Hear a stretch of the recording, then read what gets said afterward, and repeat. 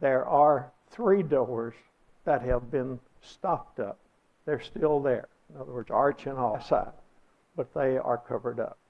And this is it's just a group of people, group of tourists. Over there's another group. It's not one of my groups. I had some of those that were closer. And down below that, if you came from Galilee, if you came from Ethiopia, remember, was there a man came from Ethiopia to the temple? If you came from Ethiopia, if you came from anywhere else, what did you have to do before you could go into the temple? You had to what? You had to be cleansed. And what did you be cleansed in? Water. And it was called the container was called a what? Mikvah. Okay, and a mikvah. And so, not only, I showed you several, right? All right, look at this one. That's right below those steps. And so there are a whole bunch of them that you can, and it's trashy. Somebody's thrown stuff in it now. That happens a lot of places. That one's on the blog as well. And more explanation about that somewhere. You could find info about that. So there were many of these mikvahs around. How many Jews do you think came from all over the world? All those nations in the book of Acts, Acts chapter 2, that are named. Look at that. These people came from everywhere there.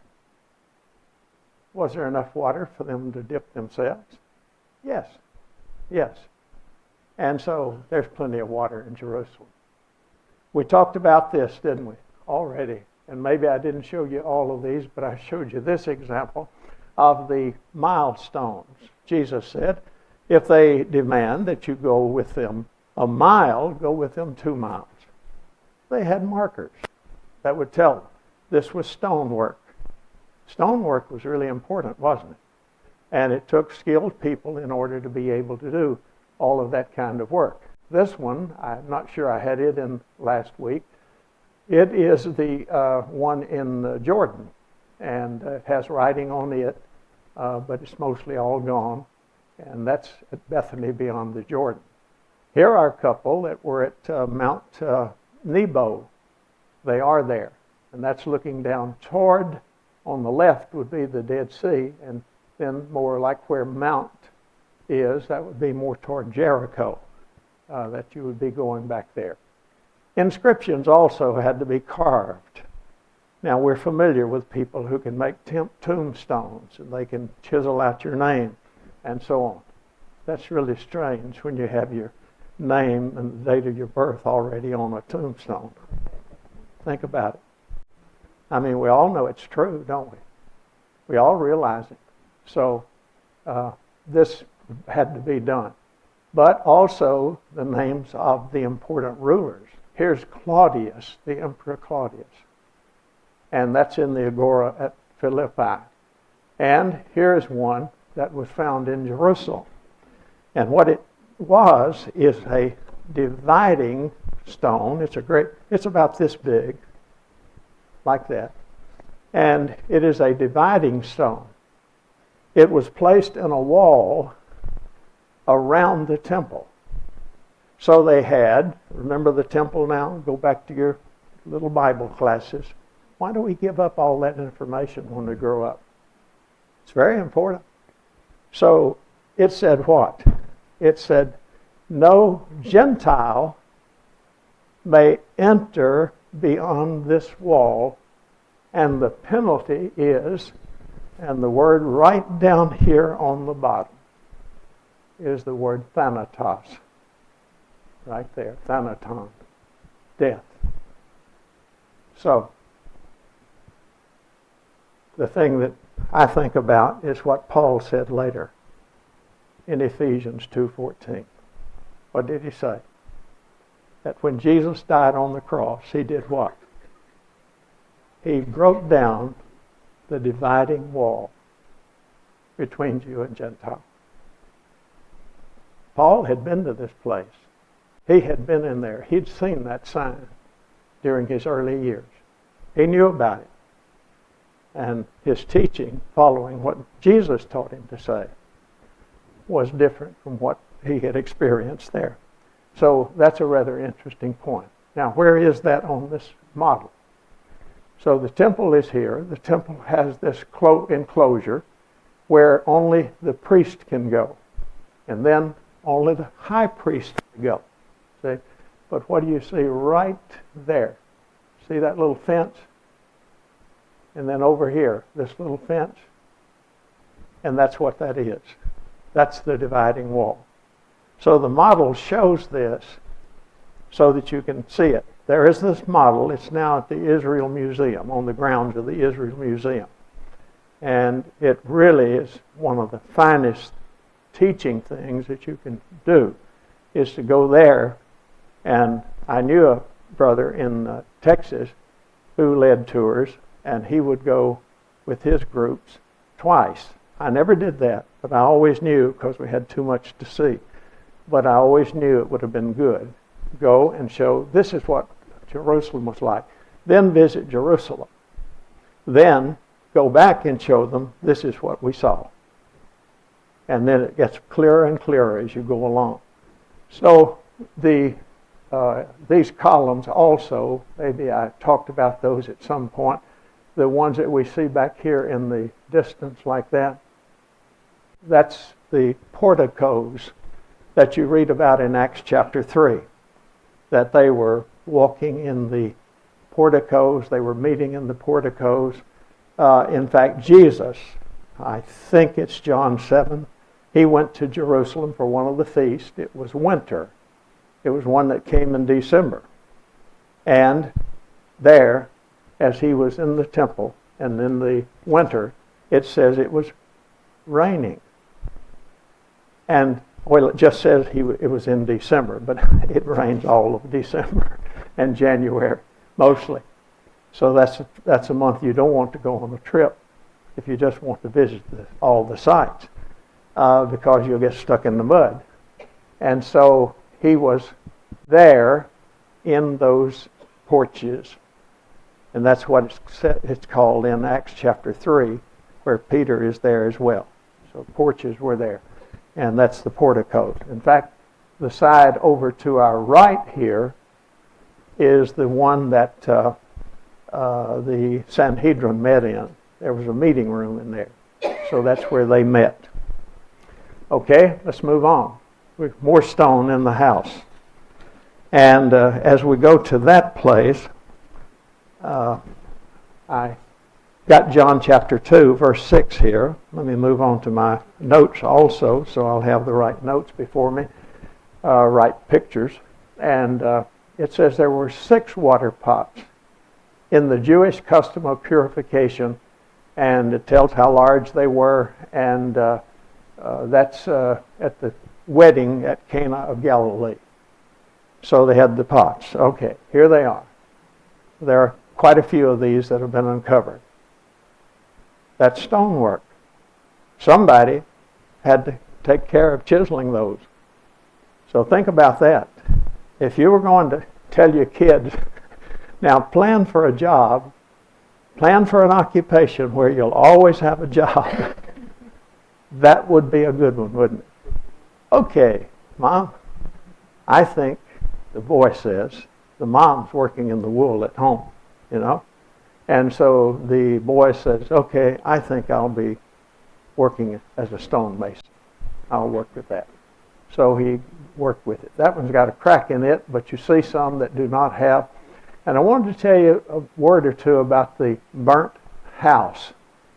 The burnt house is in the old city of Jerusalem. It's not very far from the temple.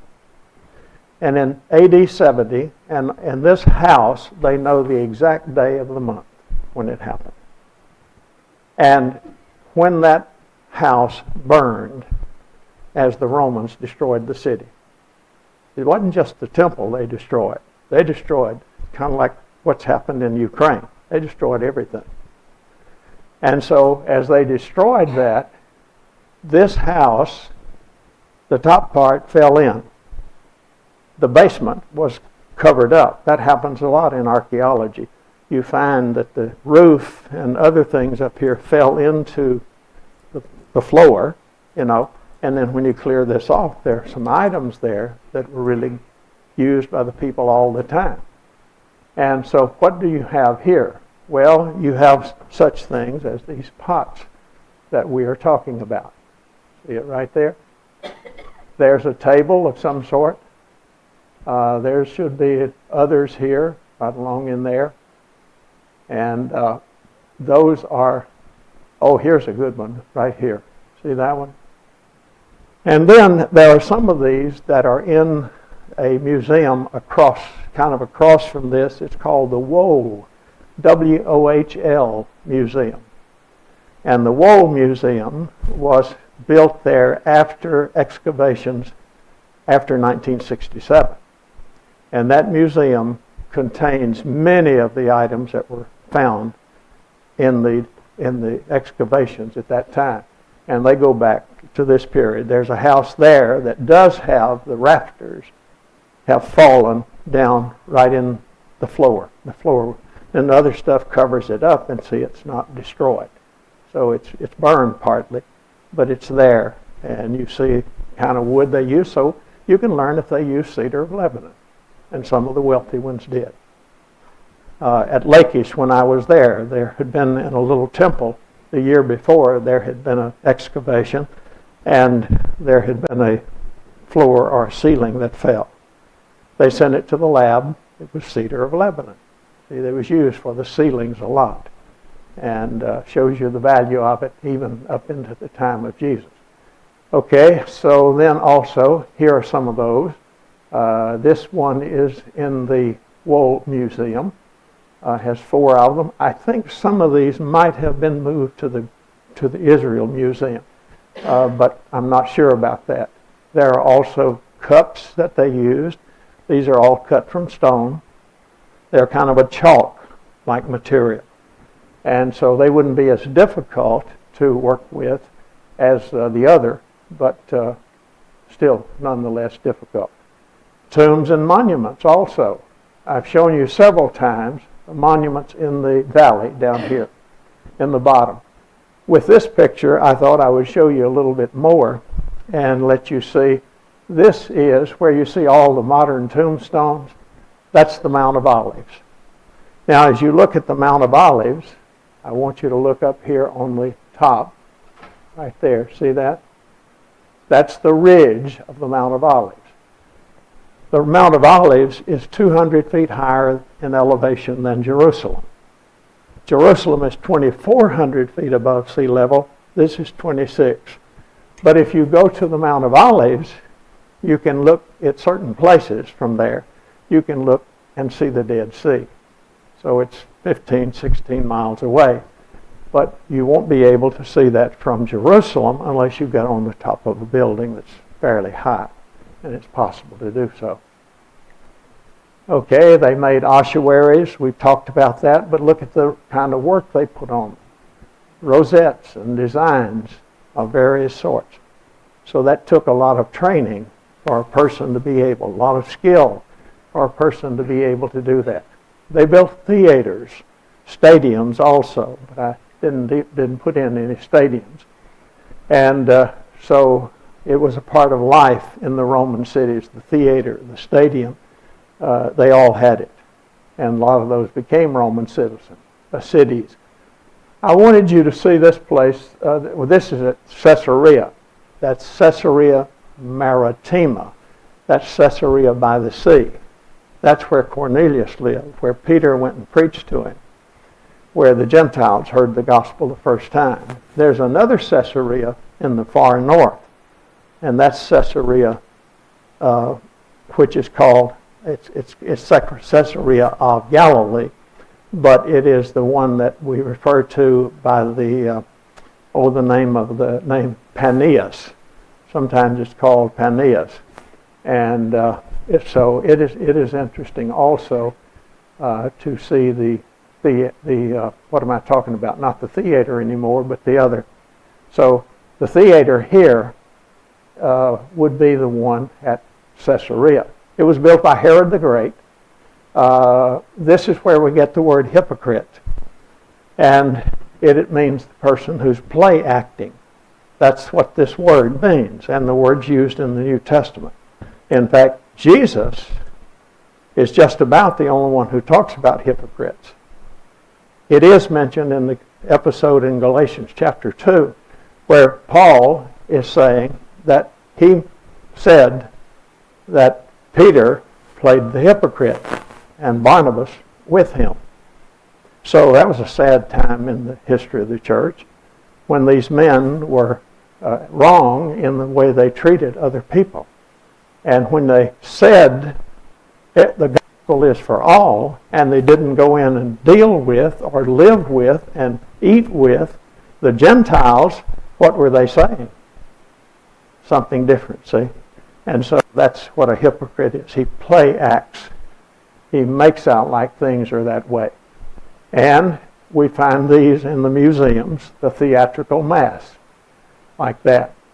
That would be, people would put on masks in order to play the part. And there's one where I guess it was part of the building, and it shows 3 scenes there of looks like somebody's chiseled off their chin. That almost rhymes. So, and then here are a couple in the museum at Athens, and that's tragic and comic. So we think of those as tragedy and comedy. For the theater, you're playing a part. You are not that person that you're playing, but you're playing that part. So it's play acting. And when we teach one thing and act another way, then we're play acting. And Jesus said, "You hypocrite," several times. You know the occasions of that. Why am I showing you this? Let me go over to my notes and see what's next. And then I'll know why I'm showing you that. Ah, yes. I want you to see Nazareth. You see Nazareth on this map? All right, so we got it right there. This is the Jezreel Valley down here. See how it's level on this map? And then here is Nazareth in the lower Galilee. Lower Galilee, in the hills of lower Galilee, Jesus was raised. And then go on up 6 miles, and then there's another valley just above there, about within a mile, and you come to Sepphoris. Sepphoris. Now, in Hebrew, this was Zippori. Zippori. So it was well known to the Jews, and it was an important town, and there was a theater that was built there. It has been restored some, and you see that the top half of it, right here, has not been restored. See that? And then this part has been restored. There's a gentleman sitting there making some pictures. And then, of course, the stage is down here. Now, since that has been restored, and the same is true at Caesarea, they have performances there. The same is also true at Beth Shan. So a lot of the theaters are put to modern use by various performances. And some of them I've heard people get on the stage and sing, and they have wonderful acoustics. There was a book that was written a few years ago. Let me tell you this first. Did some of you know James Strange, Dr. Strange at USF? Anybody hear of his name? Jim Strange. He lived in, not Rolling Terrace, but what's the other subdivision? Yeah, River Run. He lived in River Run, last house in the far corner of it. And he taught at USF in archaeology for a long time and other religion courses. And he worked here. He was he did a lot of work in Galilee. And this was one of the places he worked with Eric Myers and his wife at this site, and at Capernaum, and further north in some of the synagogues of Galilee. Well, Richard Beatty worked there also for a while, a little bit. And he was one of my teachers in graduate school. And he wrote this book called called Jesus and Sepphoris. And the point that he was making is that this theater, this building was going on very near Jesus, where Jesus was. See? And it was a town like this. So how did this influence the ministry of Jesus? Well, I don't know the answer to that, but nonetheless, you see the fact that he was not isolated. There's a lot of people go around saying that folks in Galilee in those days couldn't read and couldn't write, and that's not correct. That is not correct. And there are other scholars who have worked on this a great deal to show that reading and writing was common among these people. And the same is true with regard to their culture here. So that book is of interest because of that, among other things. And I had the example already given here, but only Jesus, other than that one example that I found, maybe there's others, only Jesus uses the term hypocrite in the New Testament in Matthew, Mark, and Luke. All three of those recorded. So Jesus knew how to point out a hypocrite. Who did he mostly call hypocrite? The Pharisees and scribes. Yes. So those were the ones that he really called that. Let me see what I've got here. If there's any one thing I want to really show you. Oh, I know I've got to show you this. You have these mangers. And these mangers are made of stone. Feed the horses at Megiddo. See a lot of them. And look what, when Jesus was laid in a manger, did you ever think about that? And after all, why did he stay there? Because there was what? No room in the inn. They had to find a place. What did I show you when we showed the house the other day? What was just outside the house? The cattle. So, if you think about Jesus' birth now, and you think about, you know what he needed? Paulette, a quilt.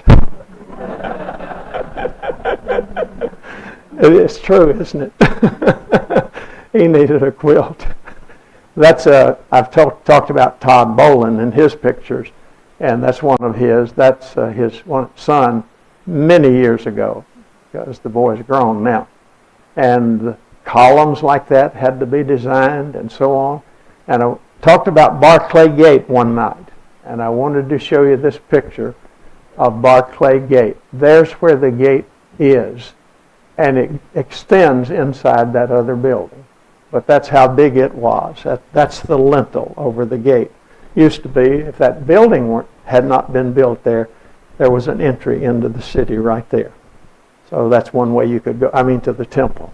One way you could go to the temple. And I know the bell is going to ring. It's just got to.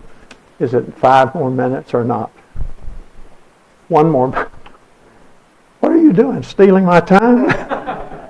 Wow. Well, I'm almost finished anyway. So pretty good timing, right? To work it out like that. So there we go.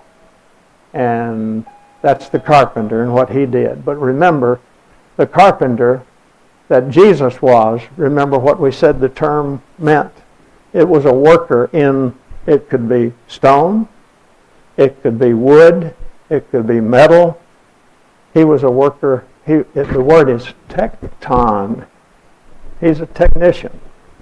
And so that's the term that is used. So it could be things like we've been talking about just as easily as this picture that you see of the boy working at Galilee. Thank you so much for all your time.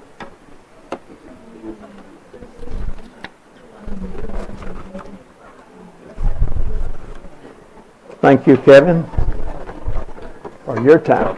Good job, you bet. Thank you. Appreciate it. I was asked to send you greetings.